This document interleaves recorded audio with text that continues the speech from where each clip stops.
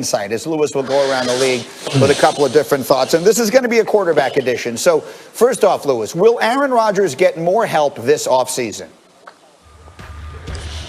Yeah, Greeny, I think he will. I think he will get more help, particularly on the perimeter, at the wide receiver position, and in the slot in particular, which is really where he needs it. He needs somebody to pair with Davante Adams, and this draft is just so deep with players who fit the bill of exactly what they're looking for. On your screen right now, Kadarius Toney from the University of Florida, an absolute playmaker who just tore it up down at the Senior Bowl. You've got Aaron Rodgers from Clemson, who is another one of those guys who would fit the bill as well. And then Dwayne Eskridge from Western Michigan.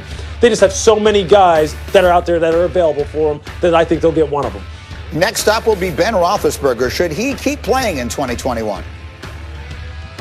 Yeah, I don't think without a doubt he should keep playing. Look, when we talked to him just this past year for Monday Night Football, Ben sounded like somebody who really thought that he could play many more years in the NFL. He didn't sound like someone who was burnt out, someone who really was seeing the end of his career coming. I think obviously they have to figure out what the financial situation is going to be for him in Pittsburgh and what that's going to look like.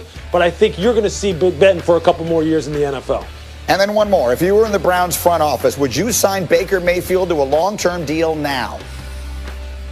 There's no doubt about that at all.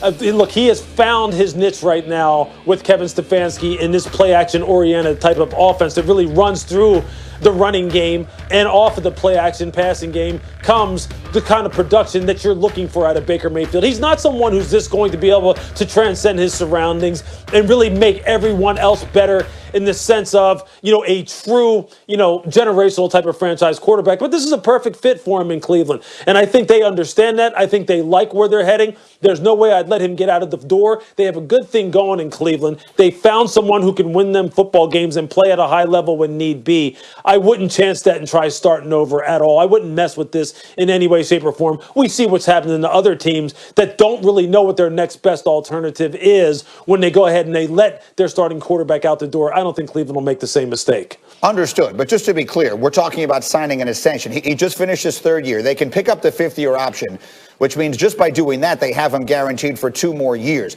But we're talking about what they did in L.A. with the Rams and Jared Goff, ripped up his deal, did an extension. What they did in Philadelphia with Carson Wentz, ripped up his deal, did an extension. We saw how those turned out as well. No concern with that, Lewis? Now, for me, as long as it makes sense for the club and they can minimize their risk and protect themselves on the downside and not go overboard now and not sign them to a market-setting contract, yeah, I would be proactive in this situation. I think it kind of shows good faith on the part of the team. I think Baker has adjusted to what have been some very challenging circumstances throughout his career, and he has taken a lot of heat for some of the things that he has done that really, quite honestly, aren't just necessarily all on him. So I think this is one of those where as long as the relationship is healthy, I would be proactive in this situation because, again, I think he has settled in nicely to what Kevin Stefanski wants to do offensively. Jeff Darlington, what are we hearing out of there? Is that the expectation? I know it's not this week, but should we be expecting that? It is the expectation, but that's generally what we hear from any team. We heard it from the Dallas Cowboys for several years, but it does bring up an interesting point around the NFL. We want to criticize the Rams and the Eagles for paying Wentz and Goff and ultimately having to unload them, but then we want to also criticize the Cowboys for not doing the same with Dak. It's a very interesting situation teams now face with this 4th and 5th year of a rookie deal. So it's a tough spot for the Browns to be in. But to Lewis's point, if you can find a nice deal that both sides agree on, absolutely, you lock them up. Look, I mean, maybe the point that you're making here is the key is to get it right. The key is you can get it wrong either way. The key is to get it right. And it's very easy for me sitting here to say, Mike Tannenbaum, if you were sitting there making this decision, what would you do? I would not extend him. He's a guy that is under contract this year. The option should be about $22 million next year, and the year after you could franchise him. So you control him for the next 3 years. When you look at his classmates like Lamar Jackson and Josh Allen, those are much harder players to replace. Kevin Stefanski has done a great job. I would proceed with caution, Greeny. And as you mentioned, Goff and Wentz are cautionary tales. I would be patient if I was Cleveland and see this go for at least another year. All right, let's see where they wind up going with all of that. Meanwhile, this week is all about the franchise tag, so we will play a game called To Tag or Not To Tag. That is the question. Mike T, should the Lions tag Kenny Golladay? Absolutely. I would tag him and extend him. He is a core young player who's ascending. He should be there with Dan Campbell and hopefully Jared Goff for a number of years, but well known, won his 7th Super Bowl in his first season in Tampa, while his former team, the Patriots, and his former coach, Bill Belichick, failed to make the playoffs. But after a disappointing season, listen to our Louis Riddick issuing this warning.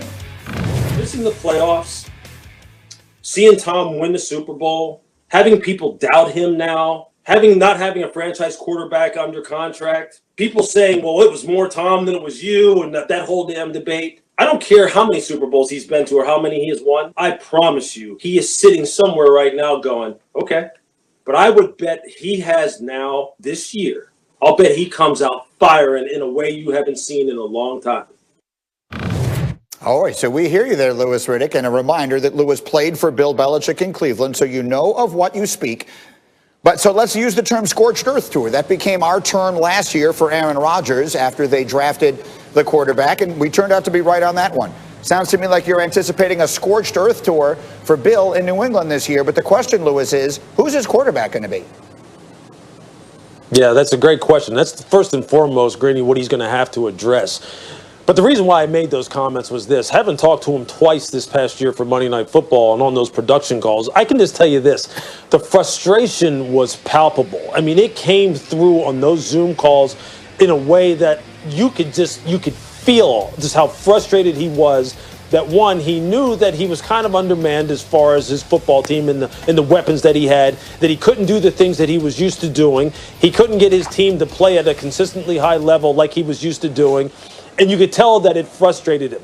And you could just tell, and you knew that come this offseason, given the fact that they're going to have upwards of $70 million in cap space, he's going to have some freedom to now go out and get some of the parts that he needs, starting with quarterback, moving on to getting more explosive on the perimeter as far as their ability to strike down the football field, getting more pass rushers, getting bigger up front, where he has always invested on defense, getting more playmakers at linebacker. I'm just telling you, you know he's motivated. He's one of the best coaches of all time, if not the very best coach of all time, in my opinion. And he has now the means with which to address these situations for his football team. He's not going to take this past year just sitting down and go, you know what, I had my time. The guy's coming back with a vengeance, and I can't wait to see it unfold. Once again, we will call it the Scorched Earth Tour. It worked for us once before. It'll work for us again. But, Jeff, the really big question is, Jeff Darlington, who are his options? Who could his quarterback be? Well, again, Greeny, I'm not trying to deflect around your question, but to me, that's the reason why this Scorched Earth Tour comes with questions. You can't go on a tour without a lead singer.